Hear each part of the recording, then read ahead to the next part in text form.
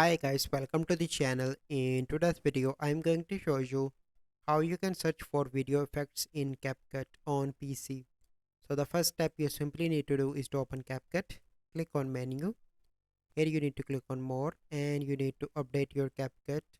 So as you can see that my CapCut is up to date, and then you need to click on import and select video clip here. So let me drag that onto the timeline and I want to apply the effect, so you simply need to click on effects and here you can search for the effect. So I'm going to search for the blur for example, and you can find effect here.